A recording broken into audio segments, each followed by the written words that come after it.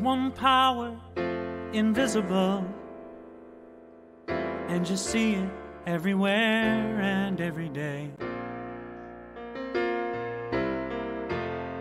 One power, indescribable, and you speak of it with every word you say. Mysterious until you know the truth. As simple as the love inside of you.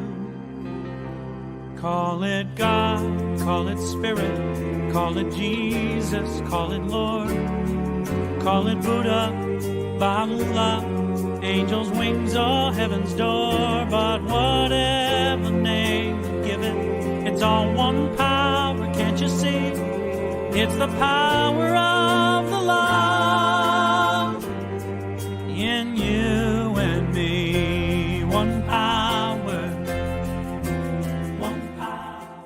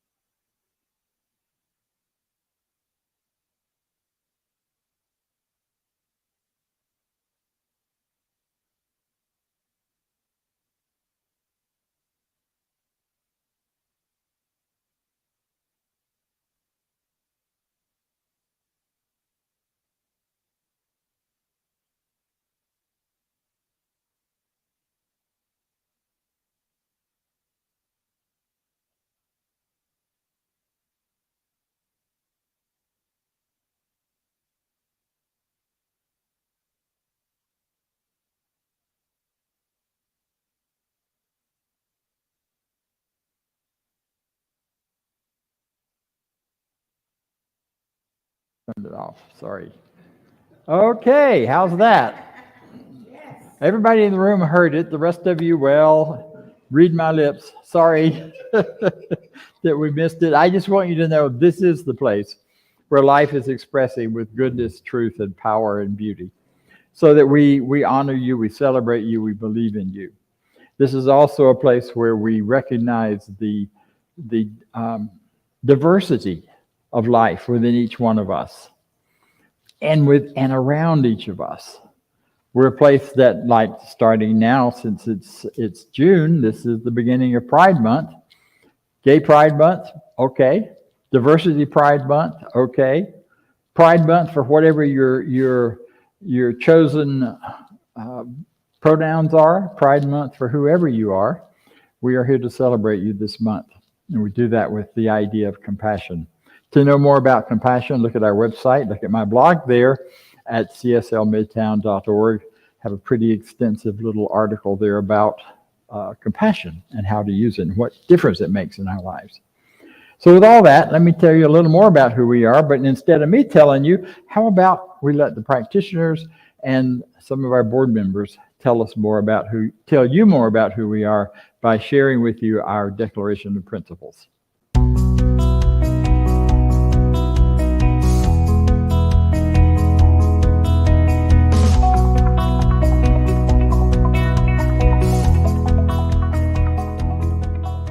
I believe in one God, one absolute power and first cause to all things. I believe that this power is perfect love and creates out of a desire to express love. I believe all thought is creative, and how I choose to think creates my personal experience. I believe in the unity of all life and the immortality of the individual soul, forever unfolding. I believe in the eternal goodness, the eternal goodness of God, the eternal loving kindness, and the eternal givingness of God to all. And so it is. And so it is. And so it is.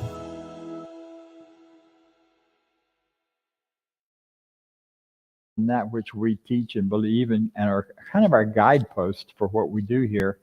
You can find that also at our website, cslmidtown.org, and it's a more extended version. This was a shortened version or an excerpt from the Declaration of Principles. There's a whole lot more there, and they're pretty amazing and fascinating, I think. So a practitioner, I mentioned that name earlier, in case you don't know, is someone who practices.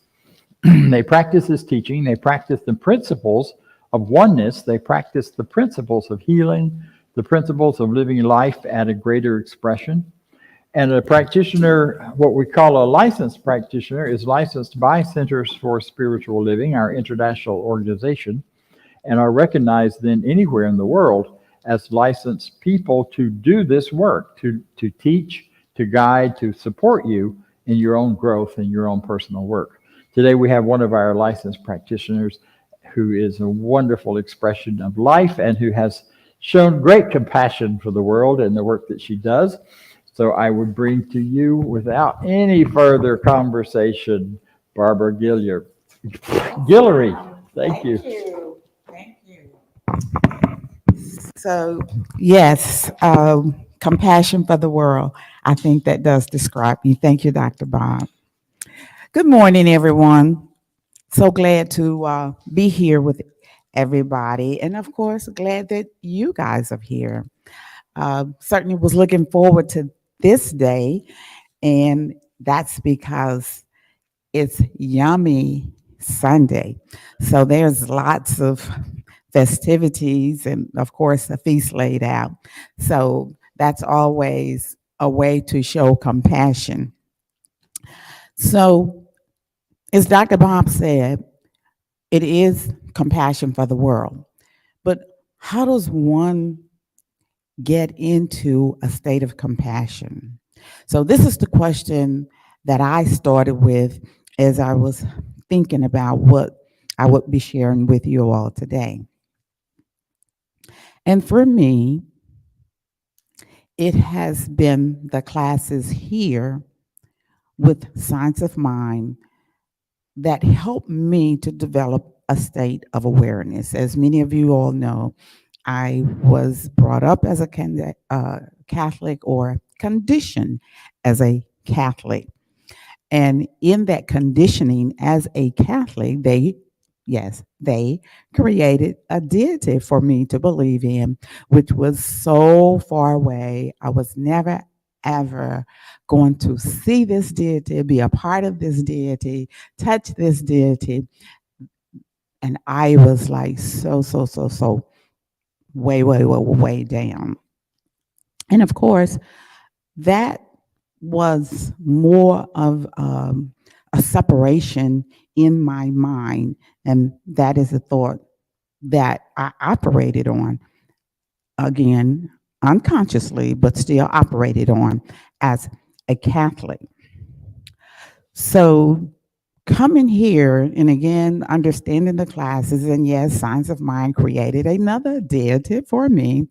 But the deity that was created for me this time around was one that was omnipresent, everywhere, available to me. I'm part. It was one that was available to everybody, that was good. The deity was loving. The deity was kind. The deity was supportive. The deity was compassionate. And of course, that just created a whole different experience for me. And of course, I continued on with the teaching because it was just feeling like it was the right thing for me. And even, guys, in the Bible, it says, in all you're getting, get understanding.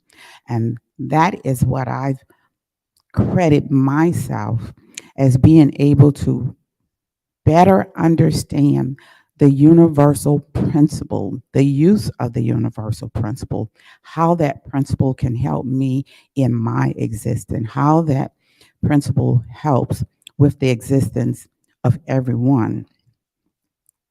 So the distinction, again, was the teaching that I am separated from this greatness. and the teaching here with the science of mind, I am one with this greatness, and it generates two totally different experiences. So I'm forever grateful for your classes and for your teaching. And one of the other things that came out of the teaching here is that I learned to be an observer. And as an observer, that allows me to detach from what is happening in the world. There are many things across the world that is happening, but of course, we would look at it, or I should say myself, I would look at it and I would want it to be different.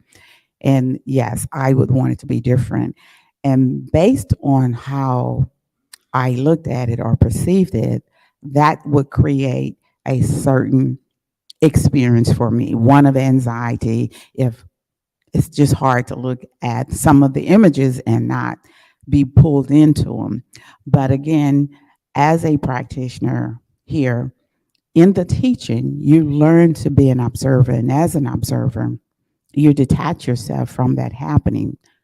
But at the same time, you are now a conduit for peace to unfold into the situation at hand.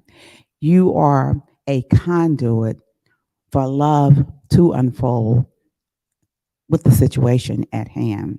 You are now a conduit for compassion to unfold for the situation at hand. So this has been the clarification for me again on what that is for me, what my role has been. And of course, how can I bring compassion to any situation unless I have had the experience of compassion with the universe, with the oneness, with the principle at hand. So this says to me, in my own thinking, I am small. But again, in understanding where the universe is, it says to me the universe is in a constant state of correction. It is always evolving. It is always writing things. Even those things we may not have an understanding, we can look at them and know the universe is in a process of correction. And this correction we know to be one of love, to be one of healing. This correction is one of compassion. So the question, how does one remain in the state of compassion without first having had that compassionate experience with the universe? So here is where I would like for us to gather together and create for ourselves a wonderful experience of the presence that would allow us to express compassion. And as we are gathering ourselves into the oneness and knowing there is but the universal goodness, the universal love, the universal peace, the universal balance, it is the very thing from which all things are manifested, without a doubt. I am an expression of this deity. I'm an expression of this greatness. I'm an expression of this oneness. I'm an expression of this compassion. I'm an expression of this peace. I'm an expression of this wonderful divine source that can do nothing but good. And it is out of this wonderful expression, I, as a co-creator with the spirit, with the universe, create for myself an experience of this wonderful presence in my life. It is this presence that fulfills my desire. It is this presence that fulfills my soul. It is this presence that is fulfilling. And out of this full expression of the presence, of the healing, of peace. I share the compassion that comes from this experience of the oneness. For this opportunity, I am grateful, and so it is.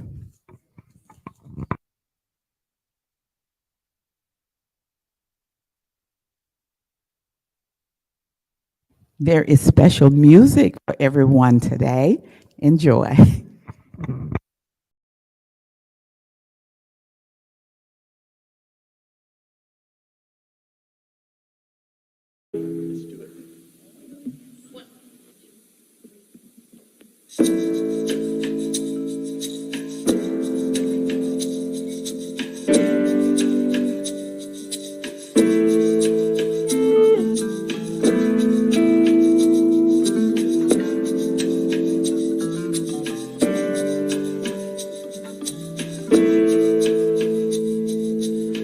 These times are troubling me, so much I can hardly see through the walls that keep us apart. You got your views and I've got mine. We come together for a moment in time. I hope you hear me with your heart.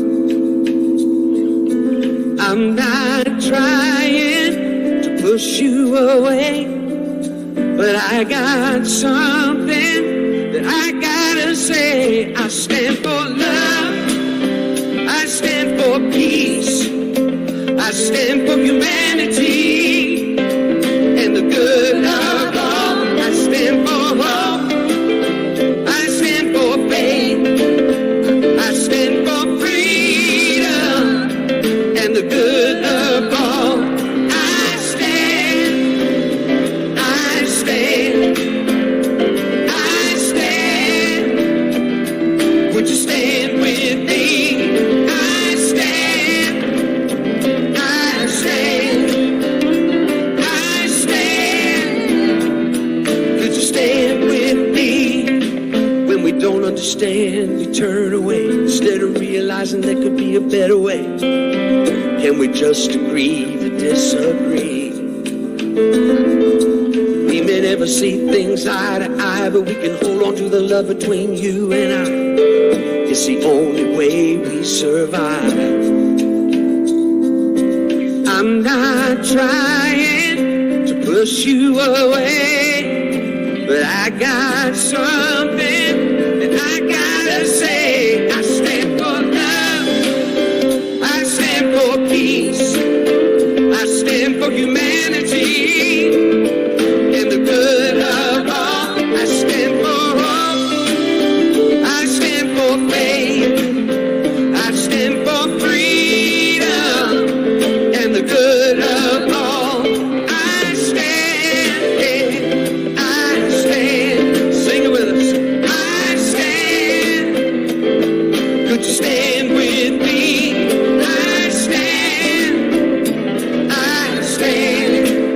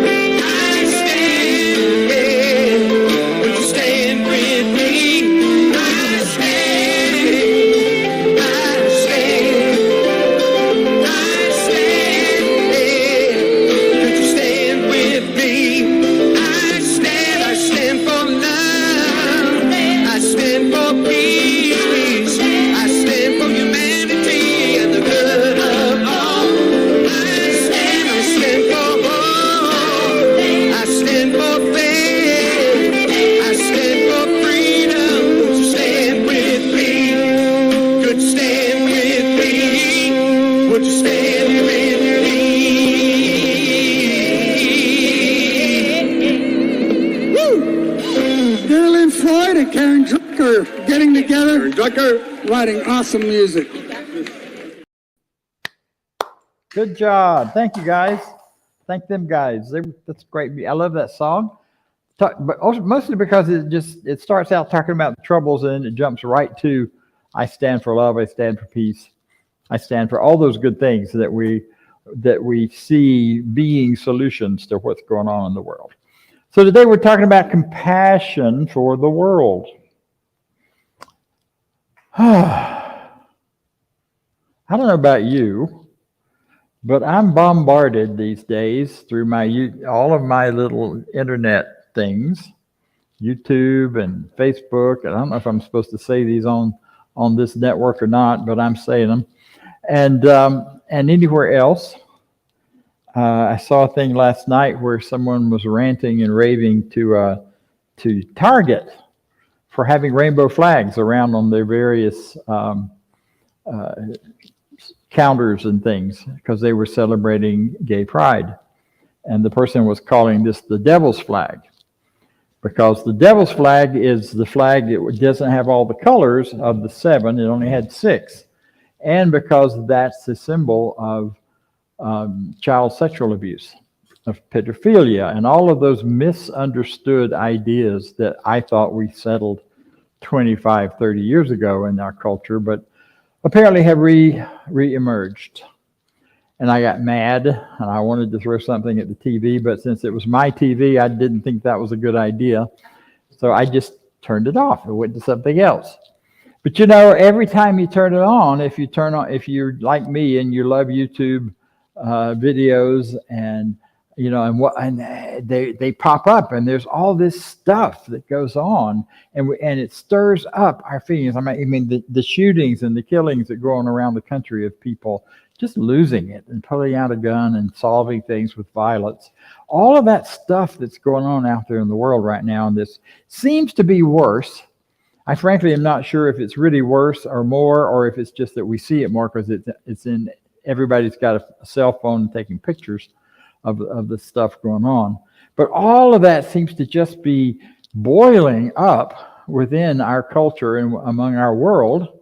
When I think of the world, I think about the collective, not only the physical world of the earth on which we are flying through space, our spaceship, but also when we define the world in science and mind teaching, it is the collective consciousness of the people of the world and our attitude toward all sentient beings and the consciousness that has developed in that place.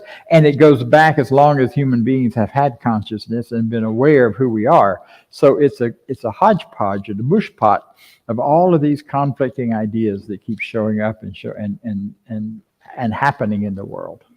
So when I'm exposed to all of that, when I look at it in a larger picture, I find myself feeling angry, feeling sad, very sad sometimes, despair even. When I look at all of that and I fall into this pit of thinking that there's nothing I can do about any of it, I also find that there's a feeling of just helplessness, powerlessness that comes up. And if I'm not careful, then my compassion can turn into blame, can turn into all kinds of other things other than compassion. And as I look at this, there was the neighbors across the street were taking a big, gorgeous hardwood tree down out of their yard.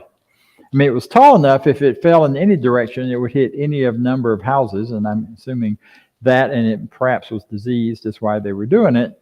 But at the same time, I'm like, don't cut down the trees. I love trees. Forest is where I get my rejuvenation. So I had all kinds of judgments about those people for doing that. Didn't occur to me that they were maybe protecting me from falling on my place. But, so we get all this stuff going in our head and we start coming up with all this anger and frustration. The founder of the Church of Religious Science of Atlanta, Dr. Kennedy Schultz, said that his belief was that underneath all of that was basically anger. That there's a boiling anger that goes on because we are on some level so know that we are not separate beings, and yet we are constantly hit by and immersed in a world that says we are. And then we get mad and we fight back. He has a lot more to say about that I'll share with you at another time. But the interesting thing is, all of these things are going on and they're isms. You know, we've got all the isms going on that people are angry about. Ageism, sexism, alcoholism, and you name it, all the isms. So all of that stuff is just, you know, feeds that whole emotional reaction as opposed to giving us an opportunity. And it does also give us an opportunity, but it isn't immediately obvious that there's another way. And I believe that compassion is the bridge, or a bridge, between being lost in all of that emotional stuff and living in a world that's moving toward a life in a world that works for everyone, and life in a world that has greater potential, possibility, and kindness than anything else. Compassion is interesting. The definition in the various places that do definitions was something like, it's caring about the suffering that's going on and having a desire to do something to change it, a desire to take action. Caring about the suffering. What, you know, it's very important here that we link this together with the idea that there's only one power, and that power is imminent and immediate. Thank you so much, Barbara, for your setting this up at the beginning with your words of your treatment. Because if we start with the idea that we're all separate, and if we start with the idea that people's suffering is out there, or my suffering is over here by myself and not connected in any way to you, then that's what motivates us to pull out the guns and start shooting at ourselves across the room, because we don't look like ourselves and we're in a different person. The truth is, there's one power, one human beingness. And that oneness is what links us and pulls us together. So the idea of attacking someone else because of the pain inside of me, it makes no sense from a standpoint of oneness. But yet, as in that world of unity, in that world of oneness, in that world in which there is one power and it's showing up as each one of us, not just in each one of us, but as each one of us. The life that you're living, the breath that you're breathing, the thoughts that you're thinking are all generated from and as part of this one power. And in that unity and in that oneness, then compassion becomes recognition of where people are still hurting in spite of that. Where we're all struggling to find a way to embody those realities and truths in our lives. To recognize that the real power of the universe is not out there somewhere to be gotten from another person or an organization or anywhere else, but the real power of life is right here inside of me and right there inside of you, whoever you are, wherever you are. It's not something that we have to go and get. It's something we just need to recognize and allow to flow through us and out. So the caring for the suffering of other people, the caring for the suffering in the world is genuine and real. Because it's like caring for myself by caring for you and caring about you. And the other part of compassion then is taking action. Not only do I care about it, not only does it matter to me, does my heart ache sometimes, but what action can I take? And here's where it gets a little tricky. Because action must be motivated by love, not motivated by attacking anybody else and making them wrong. My action has to come out of my love, out of my consciousness first. There is no greater action that you can take, nor more powerful action that you can take than changing your mind. Think about that for a minute. Changing your mind is the most powerful action you can take. Knowing something better, thinking something better about a situation. I was speaking with someone just before we started and commenting on all the stuff happening in the world, and he reminded me that, things aren't done to us, they're done for us. There are opportunities to do something better, to stand and move into a greater place of knowing and being and knowing that we know. Now that can be hard to love. And the real power that makes that transformation possible is love. We talk about love a lot, but sometimes I think we talk about it so in the abstract. No, it's about the love that we feel for ourselves and for others. And some people are just so easy to love. I think about all of you, and I think about others that are with us sometimes and not, and I think, wow, my heart just opens up, and it's just like a love fest. And I'm so happy for it and happy for you, and it's so easy to love you. But then I think about the people it's not so easy to love. I think about the young man ranting and raving about the rainbow flags. Beautiful young man. And I thought to myself, I wonder what happened to him. I wonder how he got hurt. I wonder who hurt him, that he's associating so much hurt and pain with this idea.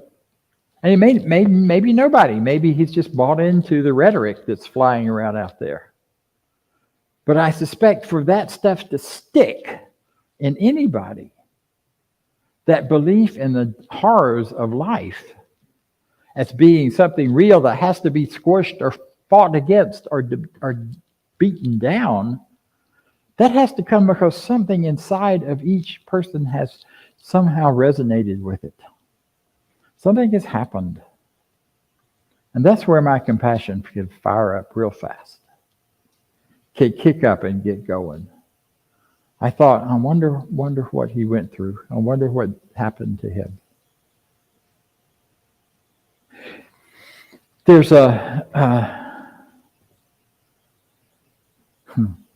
there's so much here. My brain's going in 4 different directions, so hang on a second.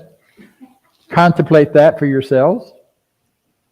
One of the things that's really important in this, in thinking about taking action, is that as we are looking at what's happened and what's going on, and as we're looking at the suffering that's happening, that we stay out of the temptation to see people who are in pain as victims. Now that's hard sometimes, because it's so easy to jump on that bandwagon and say, yeah, well, if so-and-so hadn't done so-and-so to you, then you wouldn't be in this suffering. And the temptation is to do something about the suffering by attacking the perceived one doing the harm.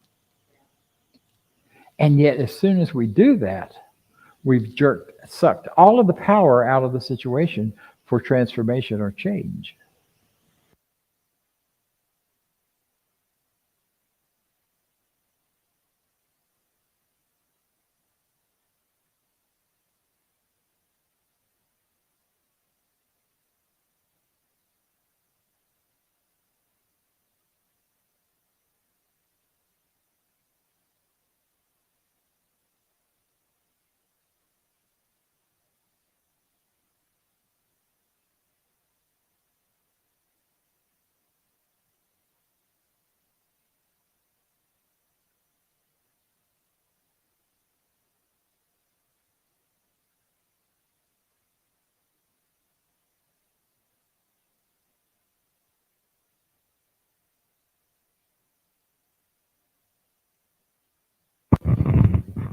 I can't hear it. Okay.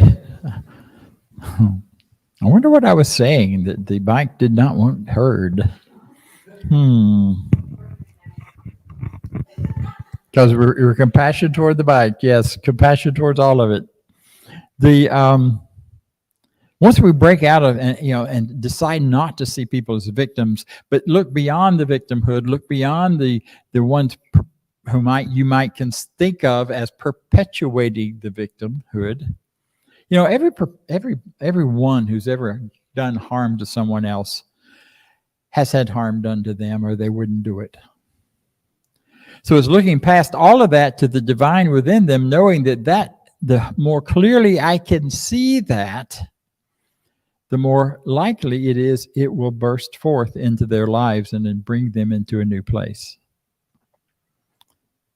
I love Gandhi's phrase, we are the ones we are looking for. You know, in terms of changing the world, it's you and me, babe. Nobody else is going to do it. You and me, bro, you and me, all of us. Because the way we change it is by changing our attitudes, thoughts, and beliefs about it. Because that's where the power is. The power is in our thought. And then if we take action and do things out there in the world, we've got folks listening and folks here in the room who are involved in the political world in doing greater good, not by fighting against something, but fighting for something, standing for something, standing for a greater option and a greater life for people. But that action is coming out of a change in consciousness that says there's a greater good here, and I demand to see it. Remember, one of my old teachers used to stomp her foot and say, there's something to know here, and it's all good, and I demand to see it. And the demand she was making was on her own consciousness, her own awareness.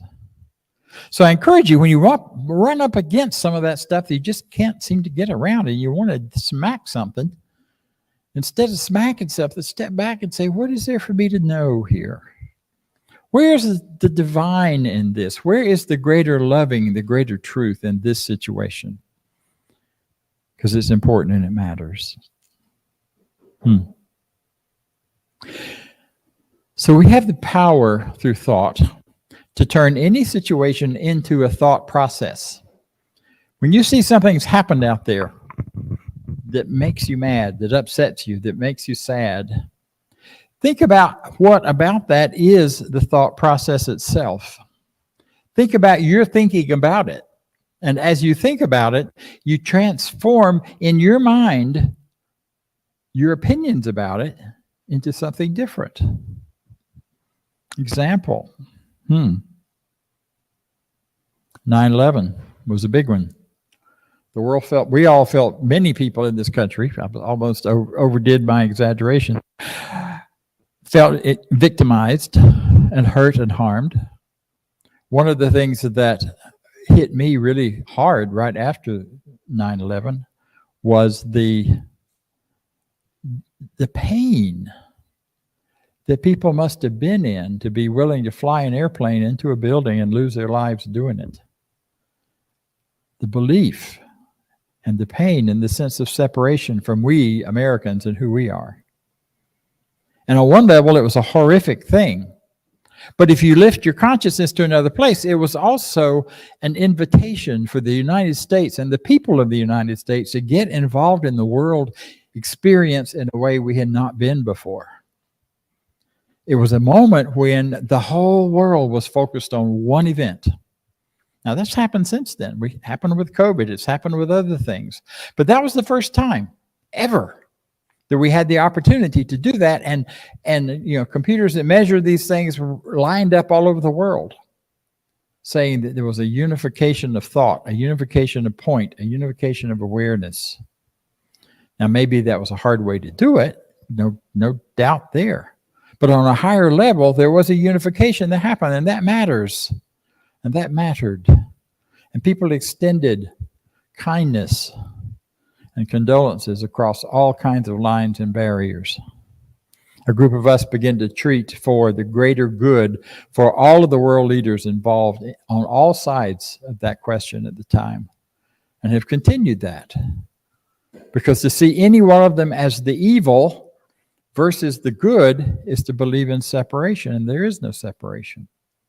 Granted, there's a difference in the way people are showing up and how they're using the power within them. No doubt about that. But underneath it and behind it, there's one human, there's one person, there's one beingness. And that's where we want to put our attention. That's where I want to put my attention, because, I'll go back to my internet mention. I typically don't watch these negative things that pop up on my YouTube feed, even though it's always tempting. But when I do watch one, like I did last night, you know what happens after that, right? It blows up with the same kinds of things. All of a sudden, all of my YouTube feed is all of this angry, negative, blah, blah, blah, blah stuff that I didn't want to watch to begin with, but I just kind of slipped into that pay attention one time to this one thing. You know, we teach what we pay attention to multiplies. Where you put your attention grows. That's a perfect example of it. We teach it. The folks who manage the internet learned a long time ago that works, and so they created algorithms to know what you're paying attention to so they could give you more of it and get you to click more. And more. I'm not making any of that bad. I'm just saying it's a great example. So now, the next few days, I didn't get to go back to my YouTube feed and only click on the things that I want to see, that I like, that are positive and good, and about life expansion and expression. And as I do that, my feed will transform itself. And a lot of that, there's other things that still show up every once in a while, like, you want me? You want to pay attention here? It's kind of like what happens in your life. Here's a victim situation. Do you really want to go there? Do you want to dive into that and just get down in the pit and feel sorry for yourself? Or do you want to stay up above and beyond it? And you get to choose. It's freedom. You get to choose. So I invite us all to turn our attention away from so much of the horror and the negative stuff that we don't like and that we don't want, not to ignore and try to rise above it, but to know better, to know that even through that, these are divine beings. Yeah, even those people you think are absolutely horrible and do awful things to each other, they are still expressions of the divine. And if I can look beyond that into that expression of the divine, then as I see that, as I focus on it, that possibility of them shifting and changing becomes even greater. I did that on my family. Amazing how they transformed. You know, they didn't really. I just transformed the way I saw them. So it makes a difference for me, and it makes a difference for you. Ernest Holmes talks about this and summarizes it in a beautiful way in the Science Mind textbook, right towards the back. The back part of for those who don't know, the back part of the textbook is loaded. I mean, loaded with good stuff. So don't get stuck in the front part. Go back and look at the back. Look at some of those meditations and such. So here we have it. If we look at love long enough, we shall become lovely. For this is the way of love. God is love. If we gaze lovingly at joy, it will make its home with us, and we shall enter its portals and be happy. If we seek the divine in men, women, children, and all sentient beings, we shall find it and be entertaining angels unawares. From Science of Mind. That's my challenge, my invitation to you today. Let's get about the business of entertaining angels.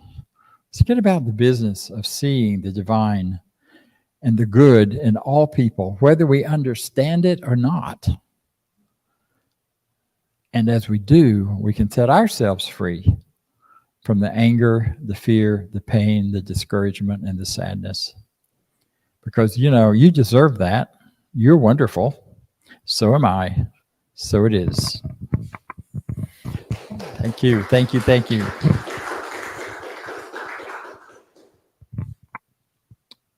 So now we're going to have our man of all things come up and share with us some information about prosperity and other. Thanks, Dr. Bob. Yeah. Technical difficulties aside, we had a great service this morning. Thank you, Dr. Bob, for that awesome talk. Thank you, Barbara, for your treatment. and starting us off. So with that, we have a way to donate to support this organization and what we do and spread into the world. I saw a lot of you today. It's coming online, San Jose, all other parts of the world. So for you, you can go online to cslmidtown.org/donate. It'll show up on the screen. There's a QR code that'll pop up in a minute. And we appreciate your donations. We need your donations. So that's important. You can do that one time or on ongoing giveness. And so if you will, say with me our affirmation for prosperity. I live in a universe of abundance. As I freely and joyfully give, I join in the divine flow, and all that I share with life returns to me multiplied abundantly. And so it is. And if you're here in the room, there's a basket in the back if you want to donate that way as well. I'm going to turn it back to Dr. Bob. We've got a special guest coming in at the end of June that he's going to talk about, and we'll go from there. Thank you. Okay, so we got a lot happening this month. Just to give you an idea, this is our theme for the month is compassion. Today we talked about compassion for the world in a larger, broader sense. Next week, Reverend Cynthia Paulson, who is with us quite often, is going to be speaking on compassion for the self. Place to start. You start within ourselves. So she will be doing this online next week, and the rest of this month we will be online only. So be sure to join us for that. The following Sunday, which is Father's Day, will be compassionate relationships. I'll be bringing that talk.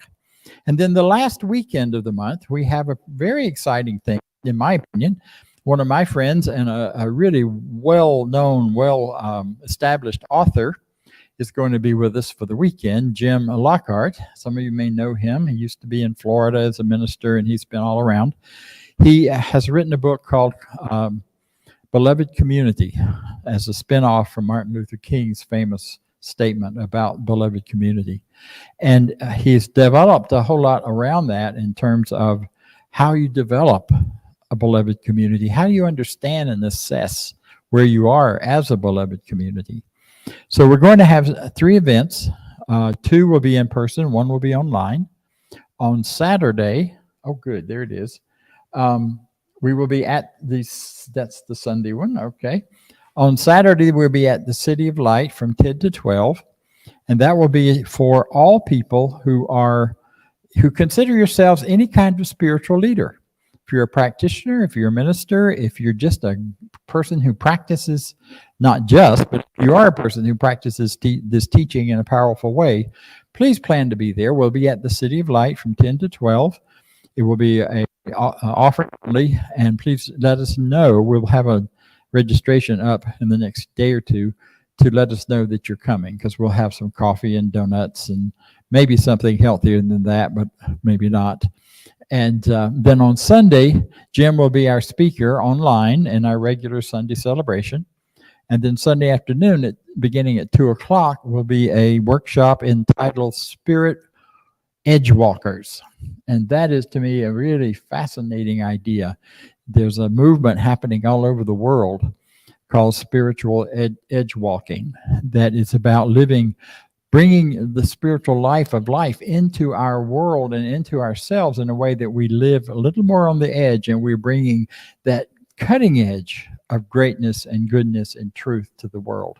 So Jim will have some wonderful exercises for us that will be strictly in person, again at the City of Light from 2 to 5.